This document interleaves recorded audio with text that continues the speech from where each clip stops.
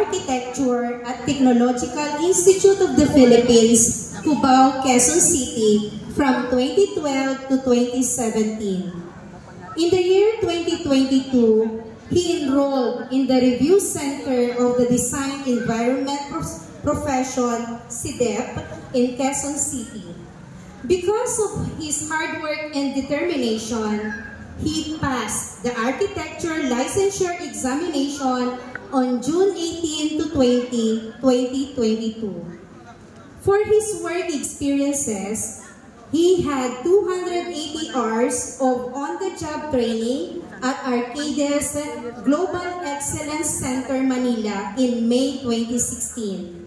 He also happened to be a junior architect for 2 years, from July 2017 to 2019 in the Facilities and Engineering Office in Quezon City. He then became an architect and renderer at KNR Design, Quezon City from 2019 to 2021. From 2022 to the present, he has worked as an architect, estimator, site inspector, and renderer in the Armed Forces of the Philippines Medical Center Office of the Command Engineer. As proof of his passion in the field of architecture, he accomplished several projects. He was the principal architect of Casa Lotero, a proposed 2-story residence in 2023 at Tanay, Rizal. A site inspector of the Plena Residence, a proposed 2-story residence in Rivera, Cavite in 2024, a designer and site inspector of the renovation of Giris Grill in 2024 in San Fernando, Pampanga, and a principal architect and site inspector of Ferrer Apartment House, a proposed single-story 3-door apartment for this year at Binauganan, Tarlac. Ladies and gentlemen, please join me in giving a warm welcome to our guest of honor and speaker, Architect Jesse Macaraeg Malikdem. A big round of applause for him.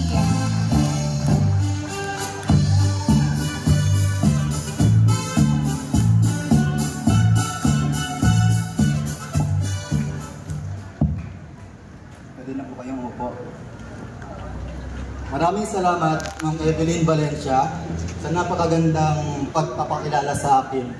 Hindi ko inasahan na may patarpulin ako dito. Feeling ko tuloy sana akong kandidato. Bago ang lahat, nais ko pong pasalamatan ang Poong May Kapal sa biyayang ipinagkaloob niya sa atin ngayong araw na ito.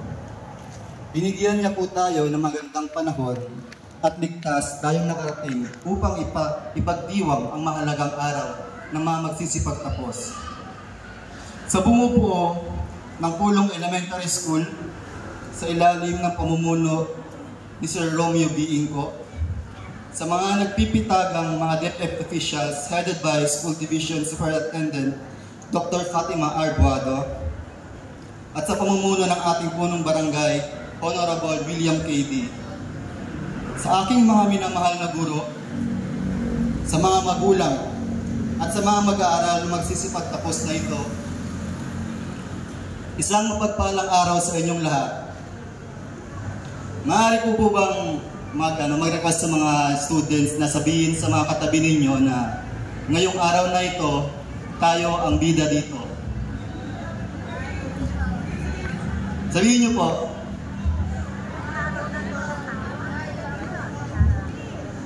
Wala akong narinig. Isa pa. Ngayong araw na ito, kami ang bida dito.